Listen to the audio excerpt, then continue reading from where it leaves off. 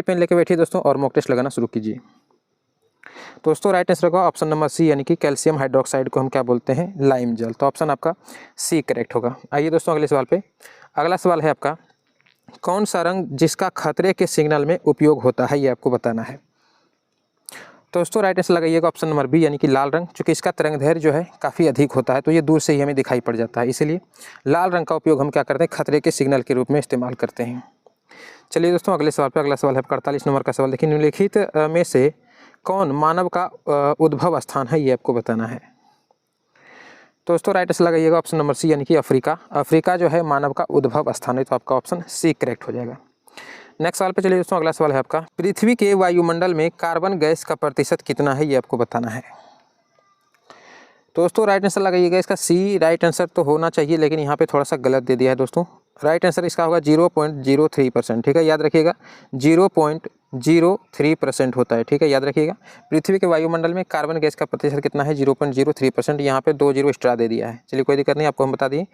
Next सवाल पे चलिए। अगला सवाल है आपका, व्हिटकर ने वर्गीकरण के लिए कितने मापदंडों का उपयोग किया था, ये आपको बताना है। व्हिटकर साहब ने वर्गीकरण के लिए, यानी कि जीवों का वर्गीकरण के लिए कितने मापदंडों का उपयोग किया था, ये आपको बताना है। दोस्तों राइट आंसर लगाइएगा ऑप्शन नंबर बी, यानी कि 5 मापदंडों का। ठीक है, 5 मापदंडों का। नेक्स्ट सवाल पे चलिए। अगला सवाल है आपका, सभी कशेरुकियों की एक सामान्य विशेषता होती है, आपको बताना है कि इनमें से कौन सा वह एक विशेषता है जो सभी कशेरुकियों में समान होता है। दोस्तों राइट आंसर लगाइएगा ऑप्शन नंबर डी, यानी कि सिर। ठीक है, सिर जो है सभी कशेरुकियों में एक समान विशेषता पाई जाती है। चलिए नेक्स्ट सवाल पे दोस्तों। अगला सवाल है आपका 52 नंबर का सवाल। सवाल है आपका, पत्ती के किनारों के साथ पानी की बूंदों के रूप में बाहर निकलना या निकलना क्या कहलाता है, ये आपको बताना है। दोस्तों राइट आंसर लगाइएगा ऑप्शन नंबर सी, यानी कि उसे हम गुटेशन कहते हैं। ठीक है, आपका ऑप्शन सी करेक्ट है, गुटेशन।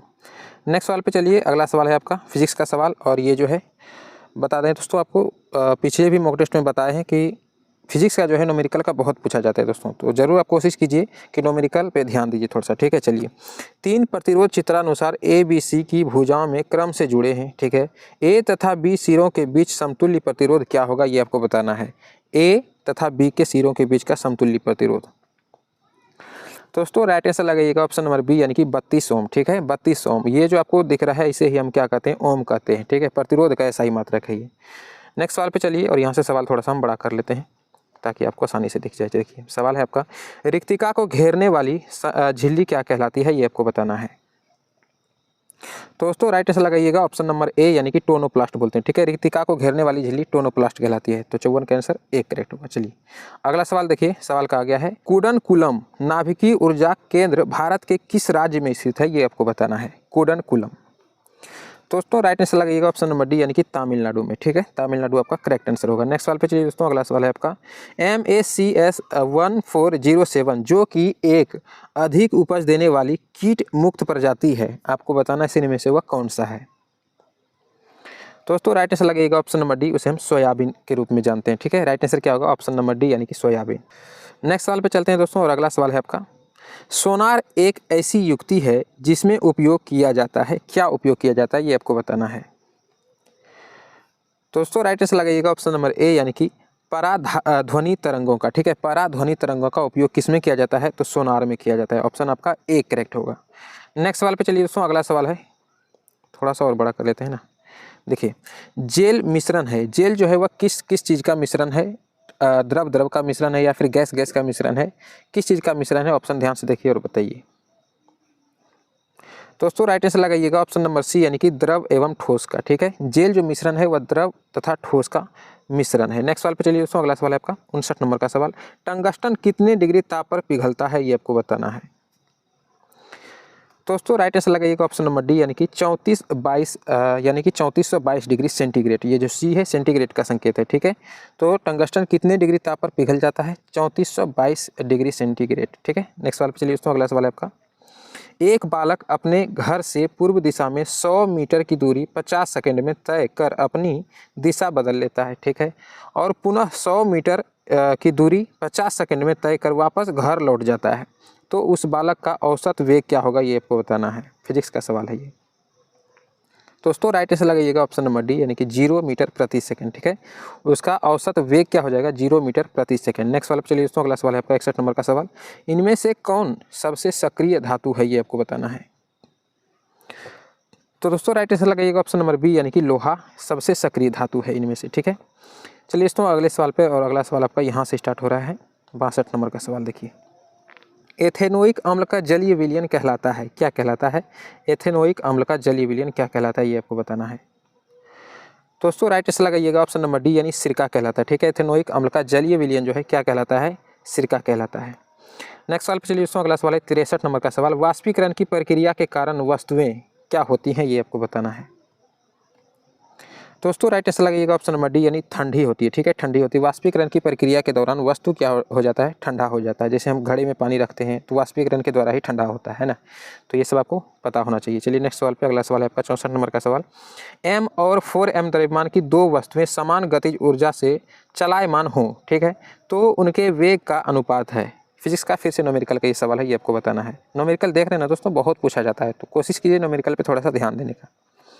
दोस्तों राइट आंसर लगेगा ऑप्शन नंबर बी यानी कि 2:1। ठीक है, m और 4m द्रव्यमान की दो वस्तुएं अगर समान गतिज ऊर्जा से चलायमान हो तो उनका वेग का अनुपात 2:1 हो जाएगा।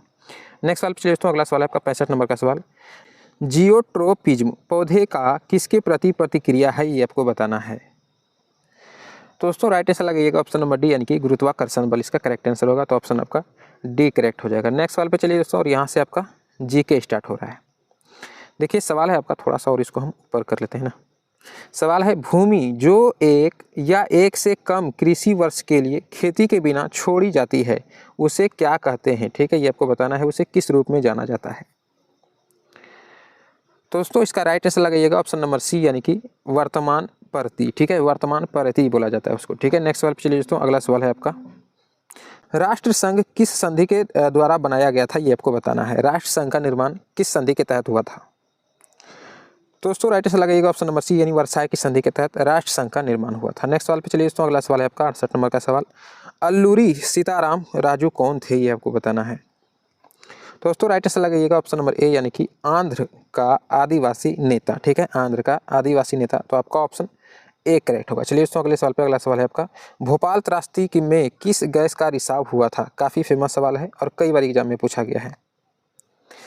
दोस्तों राइट आंसर लगाइएगा ऑप्शन नंबर डी यानी कि मिथाइल आइसोसाइनाइड। ठीक है, मिथाइल आइसोसाइनाइड, तो आपका ऑप्शन डी करेक्ट होगा। नेक्स्ट सवाल चलिए दोस्तों, अगला सवाल है आपका 70 नंबर का सवाल, जारूजेलेस्की किस देश के राष्ट्रपति थे। जारूजेलेस्की किस देश के राष्ट्रपति थे, ये आपको बताना है। दोस्तों राइट आंसर लगाइएगा ऑप्शन नंबर डी यानी कि पोलैंड के राष्ट्रपति थे। ठीक, अगले सवाल पे चलिए दोस्तों, अगला सवाल है आपका, यहाँ से स्टार्ट होगा। देखिए सवाल है आपका, निम्नलिखित में से कौन खाद्य फसल नहीं है, ये आपको बताना है। दोस्तों राइट आंसर लगाइएगा ऑप्शन नंबर सी यानी कि कपास। ठीक है, कपास एक ऐसा फसल है जो कि खाद्य फसल में गिनती नहीं आती इनकी। अगले सवाल पे चलिए, अगला सवाल है आपका, सर्वाधिक कम जनसंख्या भारत के किस राज्य में है, ये आपको बताना है। यानी कि सबसे कम जनसंख्या भारत के किस राज्य में है, सवाल का कहने का अर्थात सीधा ये है। दोस्तों राइट आंसर लगाइएगा ऑप्शन नंबर इसका करेक्ट हो जाएगा डी यानी कि सिक्किम में। ठीक है, सिक्किम करेक्ट आंसर हो जाएगा। क्षेत्रफल के हिसाब से सबसे छोटा राज्य गोवा है, लेकिन ऐसा नहीं है कि वहाँ पे जनसंख्या कम है, जनसंख्या वहाँ जो भी हो, लेकिन सबसे कम जनसंख्या सिक्किम का है, ये आपको याद रखना है। ठीक है, चलिए अगले सवाल पे, अगला सवाल है आपका 73 नंबर का सवाल, भारत में ब्रिटिश ईस्ट इंडिया कंपनी की स्थापना कब हुई थी, ये आपको बताना है। दोस्तों राइट आंसर लगाइएगा ऑप्शन नंबर सी यानी कि 1600 ईस्वी में ब्रिटिश ईस्ट इंडिया कंपनी की स्थापना भारत में होती है। अगले सवाल पे चलिए 74 नंबर का सवाल है, G77 की स्थापना कब की गई थी, ये आपको बताना है। G77 की स्थापना कब की गई थी। दोस्तों राइट आंसर लगाइएगा ऑप्शन नंबर डी यानी कि 1964 ईस्वी में। ठीक, अगले सवाल पे चलिए 75 नंबर का सवाल देखिए, गंडक नदी को नेपाल में किस नाम से जाना जाता है। ऐसा सवाल बहुत पूछा जाता है दोस्तों कि नदियों को इस राज्य में किस नाम से जाना जाता है, इस देश में किस नाम से जाना, यानी कि क्षेत्र के अनुसार नदी का नाम भी बदल जाता है, तो ऐसा सवाल पूछा जाता है, देख लीजिएगा एक बार। दोस्तों राइट आंसर लगेगा ऑप्शन नंबर डी यानी कि नारायणी नदी के नाम से जाना जाता है। ठीक है, बहुत ही फेमस सवाल है, इसको जरूर याद रखिएगा। गंडक नदी को नेपाल में नारायणी नदी के नाम से जाना जाता है। चलिए अगले सवाल पे, अगला सवाल है आपका 76 नंबर का, 2011 की जनगणना के अनुसार बिहार में प्रति वर्ग किलोमीटर जनसंख्या घनत्व क्या है, ये आपको पूछा जा रहा है बिहार में। ठीक है, दोस्तों राइट आंसर लगाइएगा ऑप्शन नंबर ए यानी कि 1106 व्यक्ति। ठीक है, 1106 व्यक्ति प्रति वर्ग किलोमीटर हो जाएगा इसका राइट आंसर बिहार में। ठीक है, तो ऑप्शन आपका क्या हो जाएगा, ए करेक्ट होगा। नेक्स्ट सवाल पे चलिए दोस्तों, अगला सवाल आपका 77 नंबर का सवाल देखिए, निम्नलिखित में भारत के लिए कौन सा कथन सही है। आराम से पहले ऑप्शन को पढ़िए, उसके बाद जवाब दीजिए। दोस्तों राइट आंसर लगाइएगा ऑप्शन नंबर सी। यहाँ धर्मनिरपेक्ष का सिद्धांत है, ठीक है। हमारे संविधान में धर्मनिरपेक्ष का सिद्धांत है, ये प्रस्तावना में आप पढ़े होंगे, ठीक। चलिए दोस्तों अगले सवाल पे, और 78 नंबर का सवाल देखिए। सर्वोच्च न्यायालय में न्यायाधीशों की कुल स्वीकृति कितना है, ये आपको बताना है। तो दोस्तों ऑप्शन नंबर लगाइएगा ए करेक्ट होगा, यानी कि सर्वोच्च न्यायालय में न्यायाधीशों की जो कुल स्वीकृति है उसकी संख्या 34 है, तो आपका ऑप्शन ए करेक्ट होगा। नेक्स्ट सवाल पे चलिए दोस्तों, अगला सवाल है आपका, राणा प्रताप सागर बांध अवस्थित है, यानी कि कहाँ अवस्थित है, ये आपको बताना है। तो दोस्तों राइट आंसर लगाइएगा ऑप्शन नंबर डी, यानी कि राजस्थान में स्थित है। नेक्स्ट सवाल पे चलिए दोस्तों, अगला सवाल है आपका सी नंबर का सवाल, आधुनिक युग में प्रत्यक्ष लोकतंत्र कहाँ है।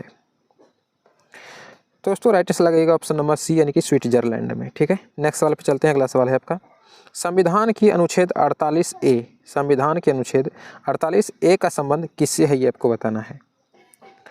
तो दोस्तों राइट आंसर लगाइएगा ऑप्शन नंबर डी, यानी कि वन्य जीवों तथा प्राकृतिक संसाधनों के संरक्षण के आधार पर संबंधित है, ठीक है। तो अनुच्छेद याद रखिएगा 48 का ए। अगले सवाल पे चलते हैं, और अगला सवाल आपका यहाँ से स्टार्ट हो रहा है, इसको थोड़ा सा हम छोटा कर लेते हैं ना। देखिए दोस्तों सवाल है आपका, पहला संथाली जिसने अंग्रेजों पर हथियार उठाया था कौन था वो। पहला संथाली जिसने अंग्रेजों पर हथियार उठाया था, आपको बताना है। तो दोस्तों राइट आंसर लगाइएगा ऑप्शन नंबर सी, यानी कि तिलका मांझी, ठीक है। Tilka Manjhi the correct answer हो जाएगा आपका ऑप्शन सी। नेक्स्ट सवाल पे चलिए दोस्तों, अगला सवाल है आपका, पंचायती राज का वर्णन संविधान के किस अनुच्छेद में किया गया है, ये आपको बताना है। पंचायती राज का वर्णन संविधान के किस अनुच्छेद में किया गया है। तो दोस्तों राइट आंसर लगाइएगा ऑप्शन नंबर आपका करेक्ट हो जाएगा इसका ए, यानी कि 40, ठीक है। पंचायती राज का वर्णन संविधान के किस अनुच्छेद में किया गया है, तो अनुच्छेद 40 में पंचायती राज का वर्णन किया गया है, ये आपको याद रखना है। अनुच्छेद जो है एक बार देख लीजिएगा, ठीक है। पॉलिटी में अनुच्छेद बहुत इंपॉर्टेंट रखता है दोस्तों, तो पॉलिटी में कोशिश कीजिएगा कि पॉलिटी का भाग जितने भी हैं 22 भाग हैं, वो भाग देख लीजिए, और उसके अनुच्छेद जितने हैं वो अनुच्छेद को आप जरूर याद कर लीजिए, ठीक है, तो बेहतर रहेगा आपके लिए। नेक्स्ट सवाल पे चल रहे हैं दोस्तों, अगला सवाल है आपका 84 नंबर का सवाल, वर्ष 1948 में जर्मनी की मुद्रा का नाम क्या था, ये आपको बताना है। तो दोस्तों राइट आंसर लगाइएगा ऑप्शन नंबर बी, यानी कि डाइचे मार्क, ठीक है। वर्ष 1948 में जर्मनी की जो मुद्रा का नाम था वह डाइचे मार्क था, ठीक। नेक्स्ट सवाल पे चलते हैं, अगला सवाल है आपका 85 नंबर का सवाल, लक्ष्मी सागर झील कहाँ अवस्थित है, लक्ष्मी सागर झील। तो दोस्तों राइट आंसर लगाइएगा ऑप्शन नंबर ए, यानी कि दरभंगा में स्थित है, ठीक है। लक्ष्मी सागर झील दरभंगा में स्थित है। अगले सवाल पे चलते हैं दोस्तों, अगला सवाल आपका यहाँ से स्टार्ट हो रहा है हिंदी का, तो इसको थोड़ा सा हम बड़ा कर लेते हैं दोस्तों, ताकि आपको समझने में आसानी हो, है ना। आइए सवाल देखिए आपका क्या है, दिए गए वाक्यांश के लिए एक शब्द दीजिए, ठीक है, यानी कि अनेक शब्दों के लिए एक शब्द, ये ग्रामर में आता है, हिंदी ग्रामर में। तीव्र बुद्धि वाला उसे हम क्या कहते हैं, ये आपको बताना है, उसका एक शब्द बताना है। तो दोस्तों इसका राइट आंसर लगाइएगा ऑप्शन नंबर डी, यानी कि उसे हम कुशाग्र बुद्धि कहते हैं, ठीक है, कुशाग्र बुद्धि। नेक्स्ट सवाल पे चल रहे दोस्तों, अगला सवाल है आपका देखिए 97 नंबर का सवाल, शाश्वत का विलोम शब्द क्या होगा, ग्रामर से पूछा गया है ये भी। तो दोस्तों राइट आंसर लगाइएगा ऑप्शन नंबर डी, यानी कि अस्थाई, ठीक है। शाश्वत का विलोम होगा अस्थाई। नेक्स्ट सवाल पे चलते हैं, और अगला सवाल आपका यहाँ से स्टार्ट हो रहा है, तो देखिए सवाल क्या है। सवाल है आपका 98 नंबर का सवाल, रिक्त स्थान को भरने के लिए उपयुक्त शब्द का चयन करें, ठीक है। देखिए कहा गया है मैं पौधे डैश रहा हूँ, यानी कि बीच में कौन सा वह नाम आएगा, ये आपको बताना है। तो दोस्तों राइट आंसर लगाइएगा ऑप्शन नंबर सी, यानी कि लगा रहा हूँ, ठीक है। मैं पौधे लगा रहा हूँ, मैं पौधे खा रहा हूँ, ये तो होगा नहीं। जगा रहा हूँ, ये भी नहीं होगा। भगा रहा हूँ, हो तो ये तो नहीं होगा, ये तो कॉमन सेंस आप भी लगा सकते हैं। मैं पौधे लगा रहा हूँ, तो ऑप्शन आपका सी करेक्ट होगा। नेक्स्ट सवाल पे चलिए, अगला सवाल है आपका, दिए गए शब्द के पर्यायवाची शब्द का चयन कीजिए। आभूषण, इसका पर्यायवाची शब्द बताना है कि आभूषण को और हम किस नाम से जान सकते हैं। दोस्तों राइट आंसर लगाइएगा ऑप्शन नंबर बी, यानी कि अलंकार, ठीक है। अलंकार के नाम से आभूषण को जाना जाता है। नेक्स्ट सवाल पे चलिए 100 नंबर का सवाल देखिए क्या कह रहा है, निम्नलिखित में से उस विकल्प का चयन करें जो बाल बाल बचना मुहावरे का अर्थ व्यक्त करता है। यानी कि मुहावरा आपको सीधा सीधा पूछा जाएगा कि बाल बाल बचना मुहावरे का अर्थ क्या है। तो दोस्तों राइट आंसर लगाइएगा ऑप्शन नंबर बी, यानी कि संकट से कठिनाई से बचना, संकट से कठिनाई से बचना, यानी कि बाल बाल बचना। नेक्स्ट सवाल पे चलिए, और अगला सवाल है आपका 101 नंबर का सवाल, निम्नलिखित वाक्यों में कौन सा वाक्य शुद्ध है। लो भाई आ गया शुद्ध करने के लिए, चलिए पढ़ते हैं इसको। मृत्यु के पहले मेरी माँ ने मुझे बुलाया। अच्छा, मृत्यु के पहले मेरी माँ मुझे बुलाया, ठीक।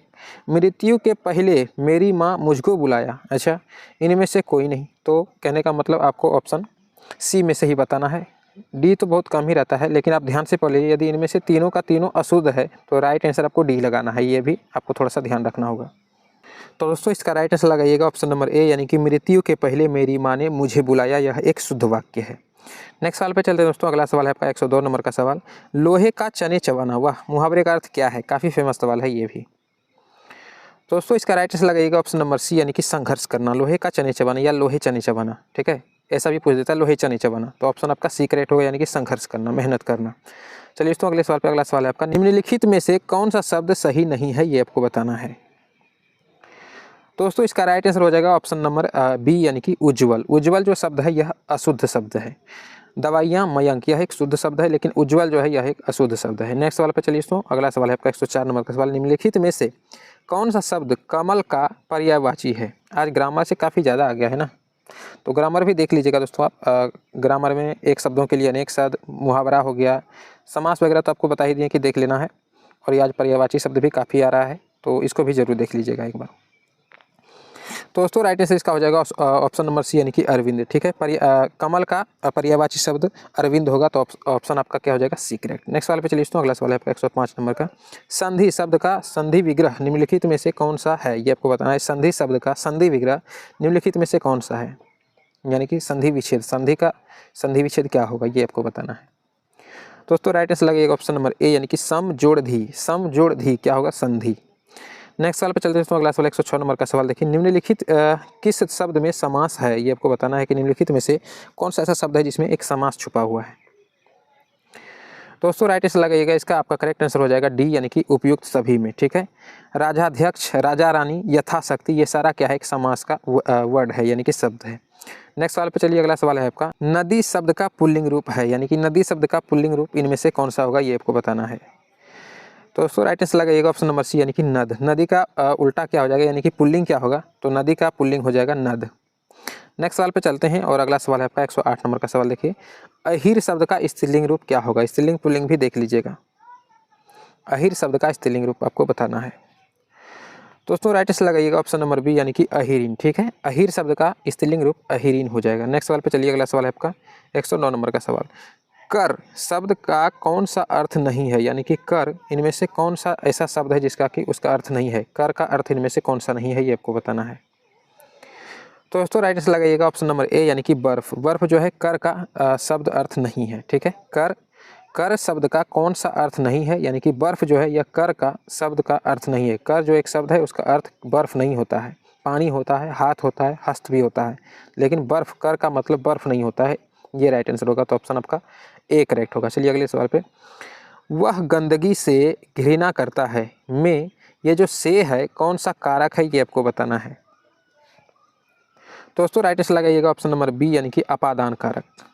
नेक्स्ट सवाल पे चलिए। अगला सवाल 111 नंबर का सवाल। सोहन मकान के भीतर है, अच्छा, इसमें कौन सा कारक है, ये आपको बताना है। कारक भी पूछा गया है, दो सवाल आ गया कारक से।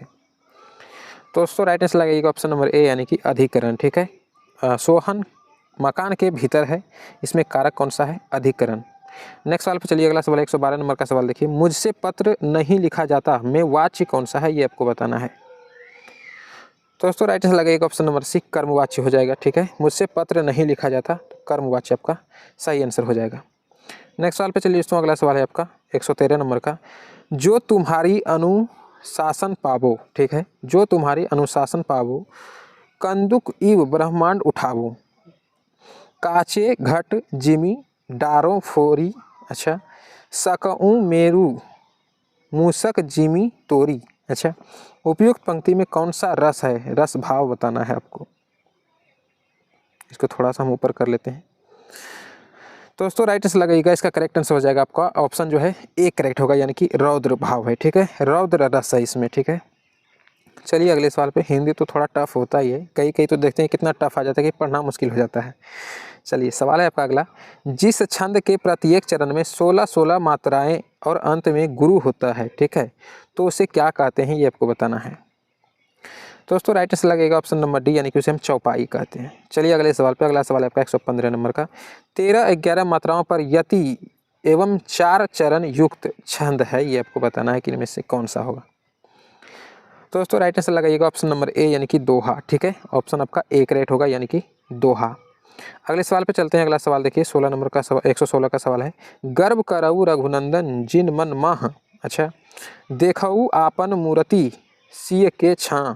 अच्छा, उपयुक्त में से कौन सा अलंकार है, ये आपको बताना है, अलंकार पूछा गया है। दोस्तों राइट आंसर लगाइएगा ऑप्शन नंबर सी यानी कि प्रतीप अलंकार है इसमें, ठीक, प्रतीप अलंकार। अगले सवाल पे चलते हैं, 117 नंबर का सवाल देखिए। पट पित मानहु तड़ित रुचि सूची नवमी जनक सवतारा, उपयुक्त में से कौन सा अलंकार है, ये आपको बताना है कि उपयुक्त पंक्ति में अलंकार कौन सा है। दोस्तों इसका राइट आंसर लगेगा ऑप्शन नंबर बी यानी कि उपमा अलंकार, ठीक है, उपमा अलंकार इज द करेक्ट आंसर हो जाएगा। नेक्स्ट सवाल पे चलिए दोस्तों, अगला सवाल है आपका 118 नंबर का सवाल। मुनि पद कमल बंदी तो भ्राता चले लोक लोचन सुखदाता बालक वृंद देखी अति शोभा। अच्छा, और अगला तो यहाँ दिया है, इसको देख लेते हैं क्या पूछा गया है। चले संग लोचन मनु लोभा। अच्छा, उपयुक्त छंद में किस प्रकार का है, यानी कि उपयुक्त छंद किस प्रकार है, ये आपको बताना है कि छंद का कौन सा प्रकार है इसमें। तो दोस्तों राइट आंसर लगेगा ऑप्शन नंबर सी यानी कि चौपाई है ये, ठीक है, चौपाई छंद है इसमें। अगले सवाल पे चलते हैं और अगला सवाल देखिए 119 नंबर का सवाल है आपका। जो जग हित पर प्राण निछावर है कर पाता जिसका तन है किसी लोक हित में लग जाता, उपरोक्त में छंद कौन सा प्रकार है, ये आपको बताना है। हर बार सवाल दो दो को पूछा जा रहा है ना, यानी कि समास से पूछा गया तो दो को पूछा गया, अलंकार से पूछा गया तो दो को पूछा गया, और यहाँ पे अभी छंद पूछा जा रहा है तो ये भी दो को पूछा गया है। तो देख लीजिएगा, यानी कि दो दो का इसमें मिक्स करके दिया हुआ है, ये सब पूछा जाने वाला सवाल है। तो दोस्तों राइट आंसर लगेगा ऑप्शन नंबर सी यानी कि रोला, रोला नामक छंद है इसमें, ठीक है, तो ऑप्शन आपका सी करेक्ट होगा। अगले सवाल पे चलिए, और गद्यांश वाला आ ही गया। हम सोच रहे थे आज गद्यांश वाला नहीं आया, लेकिन गद्यांश वाला आ ही गया, कोई दिक्कत नहीं है दोस्तों। सबसे पहले आपको क्वेश्चन पढ़ना है गद्यांश में, तो देखते हैं क्या कहा गया है। गद्यांश में वर्णित प्रसिद्ध नदियाँ निम्न में से कौन सी है, ओ, यानी कि आपको गद्यांश पढ़ना पड़ेगा। तो पढ़ लेते हैं दोस्तों। सबसे पहले गद्यांश देखिए क्या कहा गया, गद्यांश को पढ़ करके उत्तर दीजिए। चलिए गद्यांश पढ़ना शुरू करते हैं।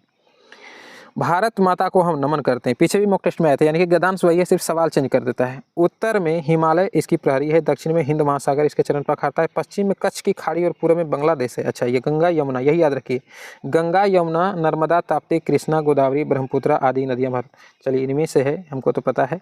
और देखते हैं क्या कहा गया है, गद्यांश में वर्णित प्रसिद्ध नदियाँ निम्न में से कौन सी है। दोस्तों राइट आंसर लगाइएगा ऑप्शन नंबर डी यानी कि उपयुक्त में से सभी, गंगा यमुना गोदावरी, ये सभी का जिक्र आपके जो है गद्यांश में आया हुआ है, तो ऑप्शन आपका डी करेक्ट होगा, ठीक है। तो उम्मीद करते दोस्तों आज का मॉक टेस्ट आपको पसंद आया होगा, और कैसा लगा मॉक टेस्ट कमेंट करके बताइएगा। और आज आपने टोटल कितना सही किया कितना गलत किया ईमानदारी से लिख दीजिएगा, ताकि हमको पता चले कि आप लोग का अब जो है पिछले से बेहतर आप लोग का मॉक टेस्ट हो रहा है कि नहीं हो रहा है। और इससे पहले का यदि मॉक टेस्ट नहीं देखें तो डिस्क्रिप्शन में बता दिए, प्लेलिस्ट का लिंक है, देख लीजिएगा। और टेलीग्राम चैनल को जरूर से ज्वाइन कर लीजिएगा। तो मिलते हैं आपसे कल के मॉक टेस्ट में, तब तक के लिए जय हिंद।